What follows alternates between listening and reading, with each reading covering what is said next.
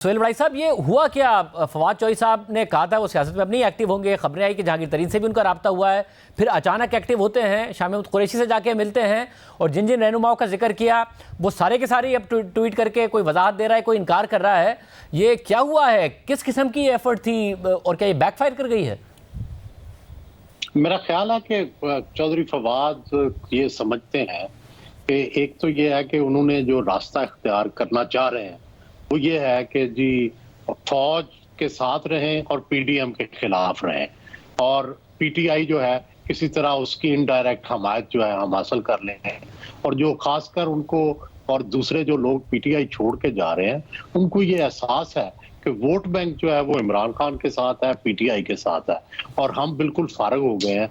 और दूसरी तरफ जो है पीडीएम के पास हर जगह पे कैंडिडेट है, नून के पास हर जगह कैंडिडेट है, वहां ये जा नहीं सकते और पीडीएम से ये फारग हो गए। तो अब अगर इनको पीटीआई का वोट बैंक नहीं मिलता तो ये तो कहीं के नहीं रहेंगे। तो इसलिए उन्होंने अपनी पोजीशन रीगेन करने के लिए ये मौकफ अपनाया है कि एक तो 9 मई के वाकयात की मजम्मत की जाए, यानी पीटीआई से इतना फर्क डाला जाए, लेकिन दूसरी तरफ पीटीआई से हमदर्दी की जाए, उसके वोट बैंक के साथ खड़ा रहा जाए, जो गिरफ्तार लोग हैं उनकी मदद की जाए और तीसरा यह है कि पीडीएम के खिलाफ चला जाए ताकि जो पुराना मौकफ है और जो वोट बैंक है उसको किसी तरह से टच करते रहे। मगर सोहेल भाई साहब बड़ा इंटेलिजेंट वोटर है ज़ाहिर इमरान खान साहब का, और खान साहब ने जिस तरह नैरेटिव बिल्डिंग करते हैं, मिनट लगे हैं रहनुमाओं, जिन रहनुमाओं के नाम लिए थे फवाद चौधरी ने, उनकी तरफ से किसी ने तरदीद कर दी, किसी ने वजाहत पेश कर दी। आपको लगता है ये मुमकिन हो सकेगा कि वो इस्टेब्लिशमेंट के भी राइट साइड पर रहें,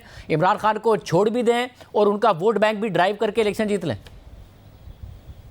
जी, ये तीसरी दुनिया में पर्सनैलिटी कल्ट जो है ना, ये वोट बैंक में बड़ा इंपॉर्टेंट होता है।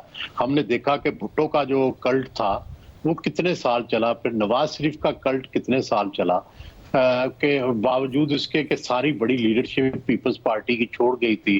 कौसर नियाजी, अब्दुल हफीज पीरजादा, मुमताज भुट्टो और बहुत से बड़े लीडर छोड़ गए थे। मार्शल लॉ का जमाना था, कोड़े पड़ रहे थे, जेलें काट रहे थे, लेकिन वोट बैंक बरकरार रहा। और आपने देखा कि 88 के इलेक्शन तक कहाँ 77 और कहाँ 11 साल बाद इलेक्शन हुए, तो उसमें भी वो पीपल्स पार्टी का हमें वोट बैंक नजर आया और अब तक नजर आता है सिंध के अंदर। तो बुनियादी बात यह है कि ये कल्ट निकालना बड़ा मुश्किल है वोट बैंक से। जितनी देर तक वो डीमोरलाइज नहीं होंगे, पॉलिटिकली डिफीट नहीं होंगे, जितनी देर तक जो है वो उनके साथ जो है उनको साथ बहुत सख्तियां नहीं होगी, उतनी देर तक ये वोट बैंक इतनी जल्दी खत्म नहीं होगा।